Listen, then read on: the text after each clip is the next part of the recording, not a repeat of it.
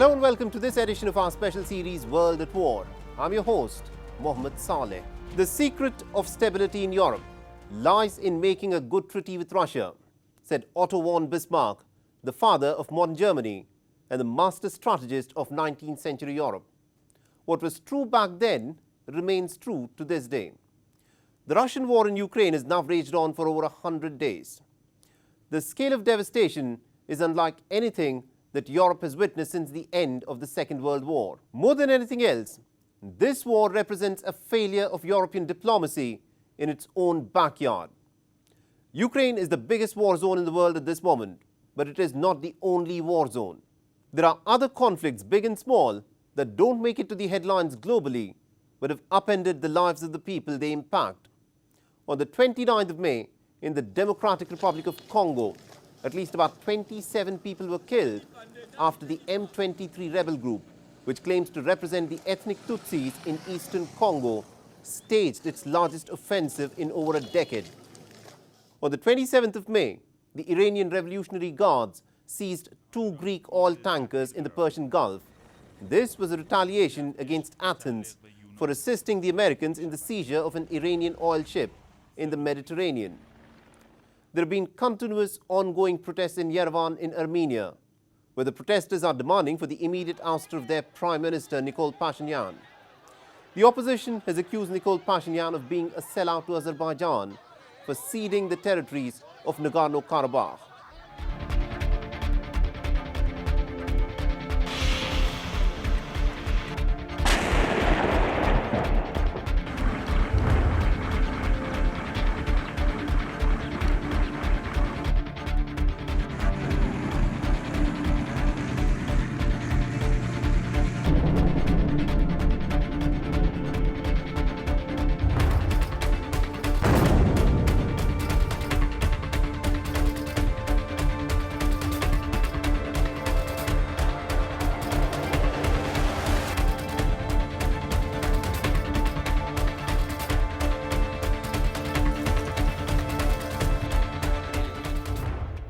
The battle for the Donbas region has now reached a decisive moment.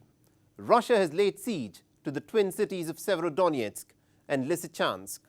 So after 100 days of warfare, it is eastern Donbas that has now emerged as the new epicenter of the most intense fighting in this war. According to reports, vast stretches of these cities have been reduced to rubble, but Ukraine has still not ceded control. The loss of Severodonetsk and Lysychansk could mean that Russia will get complete control of the Luhansk province. Take a look at this video that's been put out by the Russian Defense Ministry. It claims to have downed a Ukrainian Su-25 fighter jet in the Mykolaiv region. Russia has systematically targeted Ukraine's ability to fight back.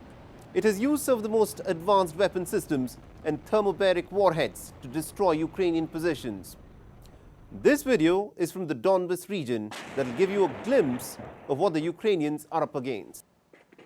Russia has also targeted civilian buildings. For instance, this is the Palace of Culture in Lozova in the Kharkiv region.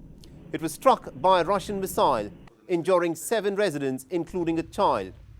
Volodymyr Zelensky has described the situation in eastern Donbas to be undescribably difficult. The situation in Donbass has not changed in a day. We have had particular success in battles in Severodonetsk, but it is too early to tell. It is the toughest situation there, like in the nearby cities and settlements, Lysychansk, Bakhmut and others. There are many such cities where such powerful attacks by Russia continue. The Russian army uses all of its available armed capabilities. It does not count people at all. Ukraine is losing almost 100 soldiers per day in this war. The United States, that has been dragging its feet on fear of further escalation, has now stated that it will arm Ukraine with advanced long-range weapon systems.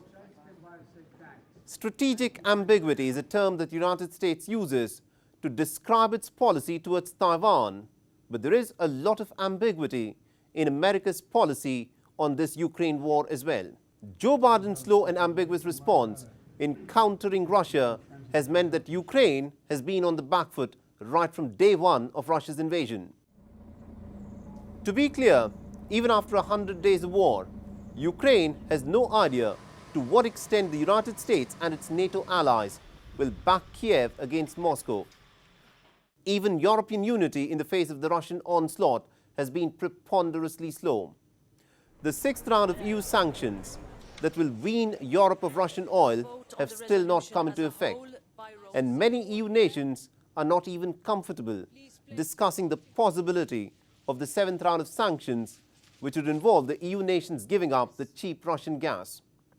Between the Russian offensive and European-American uncertainty, Ukraine appears to be trapped in a dangerous corner.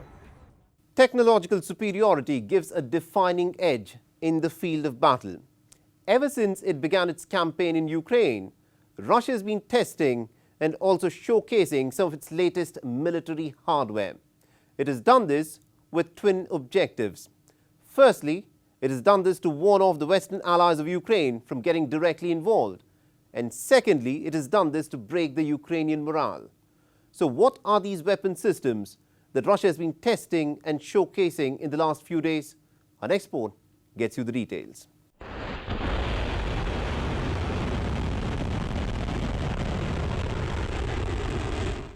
On the 20th of April, Russian President Vladimir Putin unveiled the RS-28 Sarmat intercontinental ballistic missile, also known as Satan II.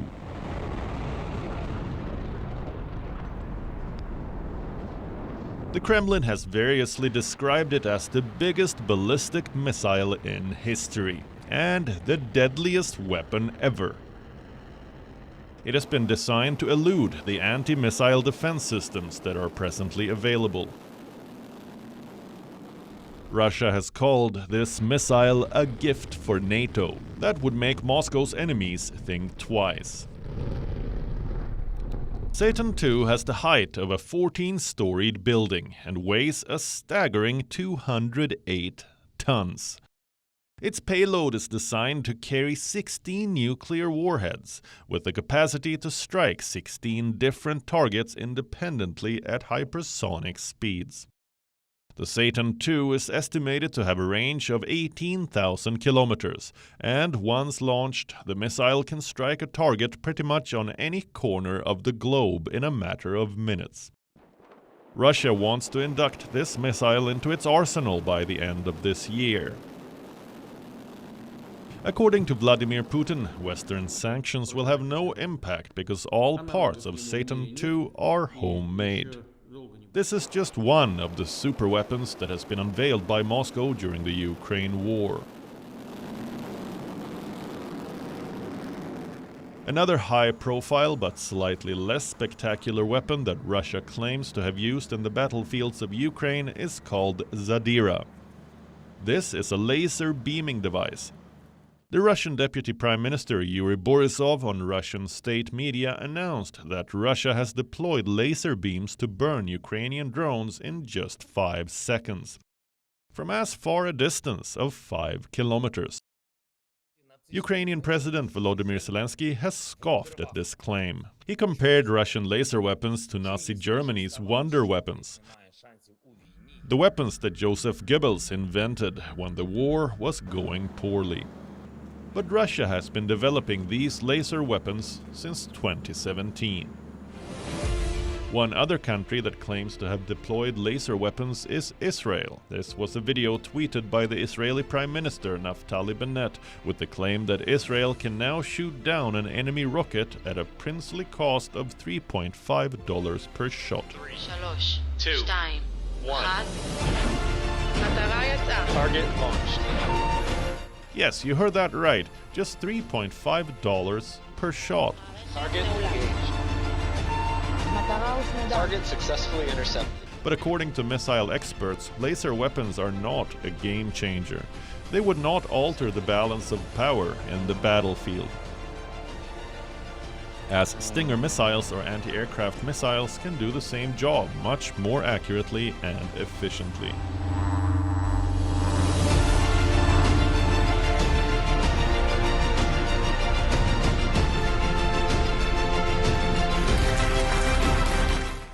And last on the list of weapons showcased by Russia during the Ukraine war so far is the hypersonic Zircon missile. Zircon was successfully test-fired on the 28th of May from Admiral Gorshev frigate stationed at the Barents Sea. The Zircon missile hit a target that was 1,000 kilometers away in the White Sea at the Arctic. Zircon can travel at a speed of Mach 9. That's 9 times the speed of sound. And it's practically impossible to intercept due to the plasma shield that it creates while flying, which makes it invincible to any radar system that is presently in use. Economy is the backbone of a country's military might. Russia's economy is just 1/10 of the size of the US economy. But militarily, Russia punches well above its weight. It is the inheritor of the Soviet nuclear arsenal, besides being the world's second largest exporter of arms. And these weapons tests are deliberate and calculated to warn Russian adversaries off from a bigger escalation. Bureau Report, WION. World is One. The South Pacific was once known for its isolated islands, which visitors compared to paradise. This idyllic part of the world has now been transformed into the latest theatre for a new great game. China is challenging the United States and Australia in what Beijing is now looking forth as its strategic backyard. The South Pacific has a total of 15 small nations, composed of thousands of tiny islands. They're both rich in resources and important port stations on the world's sea routes. The ambitious Chinese dragon, never ready to share, now wants to dominate and control the South Pacific. Seeking to reaffirm its growing clout and ascendancy, China now wants to project its unilateral power across the vast South Pacific. It is this ambition that took the Chinese Foreign Minister Wang Yi on a 10-day-long diplomatic offensive in which surface charm very thinly disguised Beijing's ambition to turn the region into a part of its influence empire. Wang Yi offered a sweeping trade and a security pact for the 10 island nations. To put it more candidly, China would provide the security and also control the trade in this region. The deal provided for Chinese-funded police training academies, joint development of fisheries, Chinese investments in South Pacific's internet networks, cybersecurity, and closer cultural links through Confucius Institutes. If this deal had been accepted, it would have, with one stroke of a pen, reconstructed the trade and security framework of the South Pacific. But instead, a shocked China was left with a red face. The island nations, with a population of just 2.3 million people, snubbed the Chinese dragon that sees itself as a superpower. We all know plenty of eyes have been on Suva during this visit.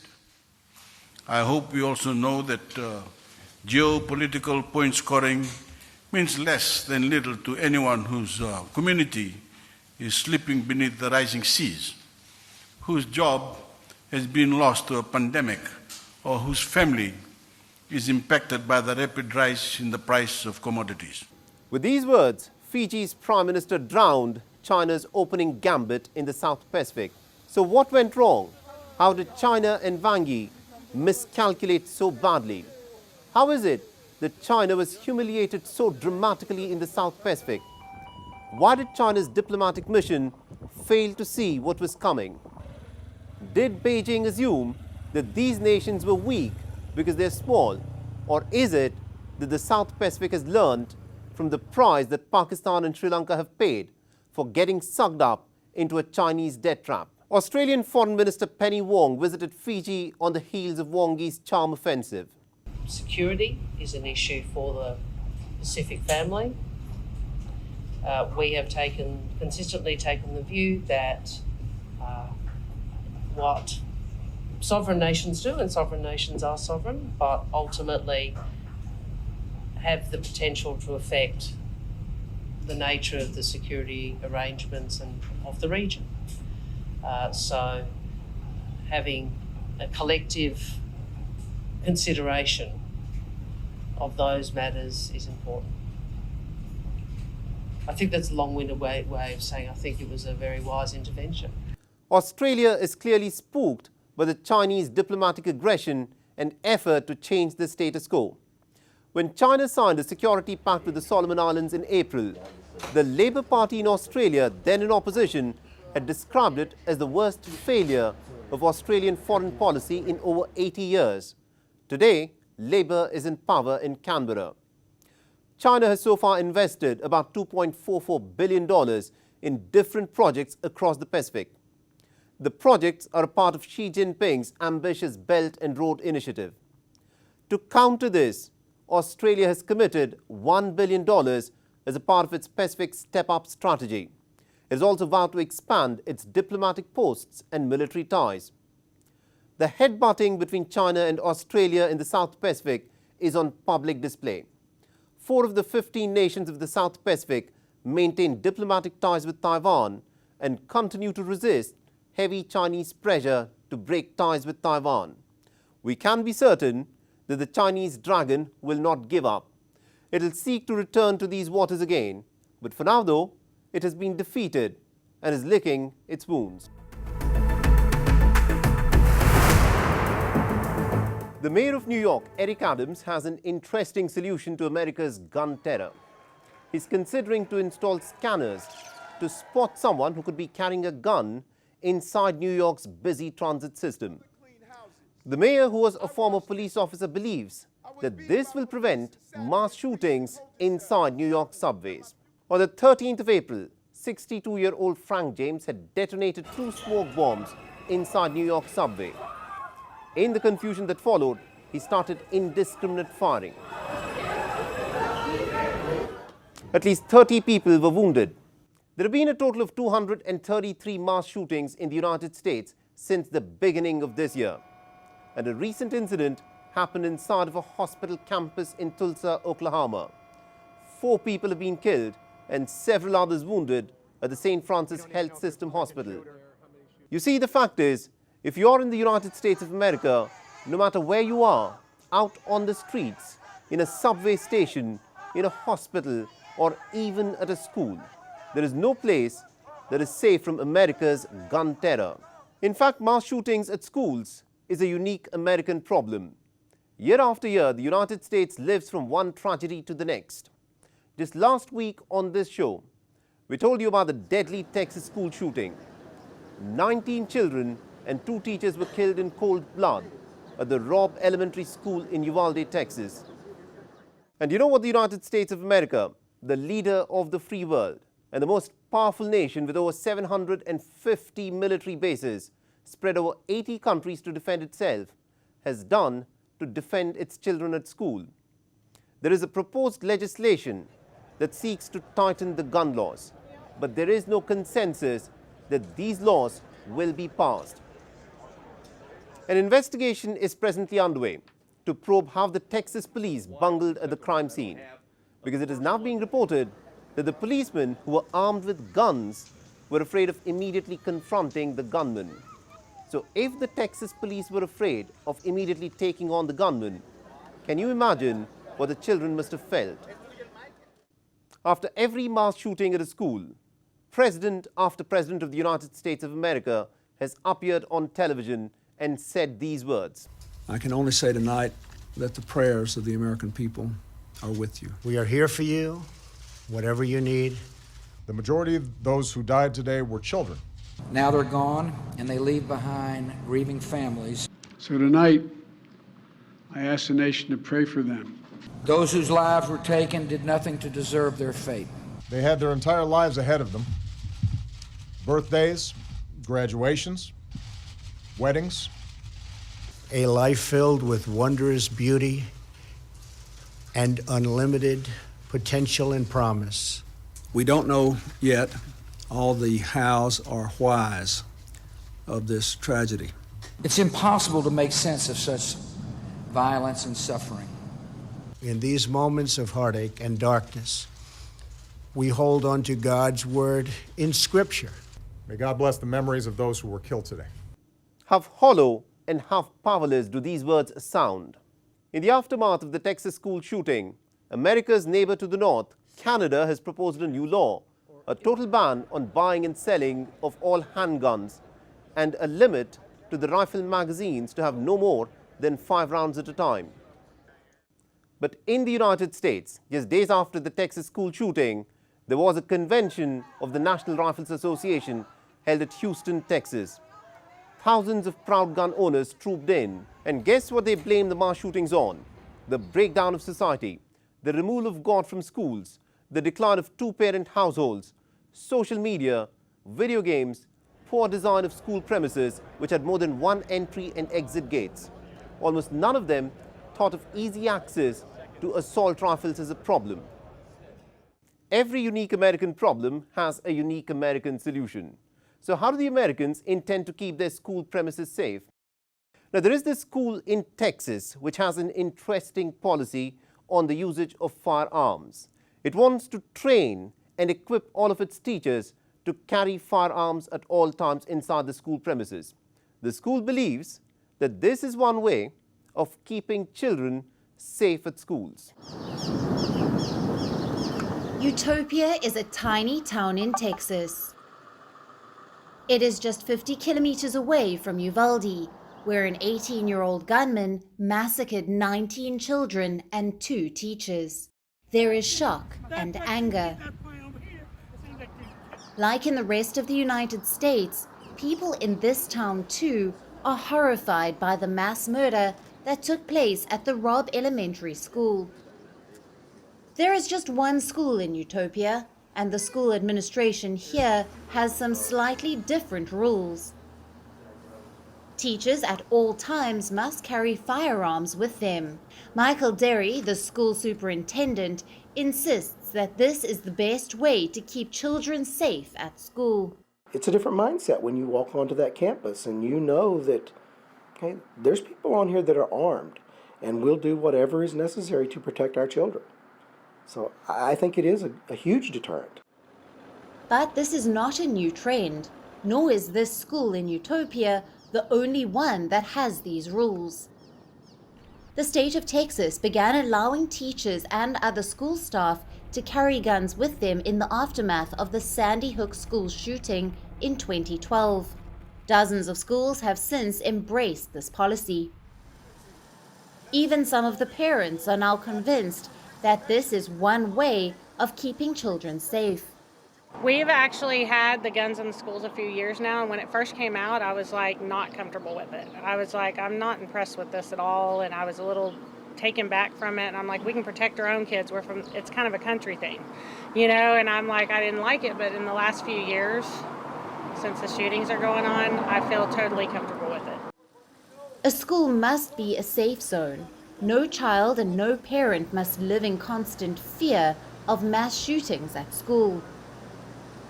The children at the Robb Elementary School, and many others like them before them, got killed not because they were unlucky, not because they happened to be in the wrong place at the wrong time, but simply because the politicians in the United States cannot get their act together to pass stricter gun laws to make America safe again for its children. Bureau Report, WION, World is One. It is difficult to talk of a celebration in times of war, but on the 29th of May, the residents of Kiev came together to celebrate the 1540th anniversary of the city's foundation. Behind the smiles and laughter, every resident of Kiev is acutely aware that the nation's geography, culture and identity are under an existential threat. Even if this war halts with a ceasefire, the future for Ukraine remains uncertain. I'm your host, Mohammed Saleh. Thanks for watching.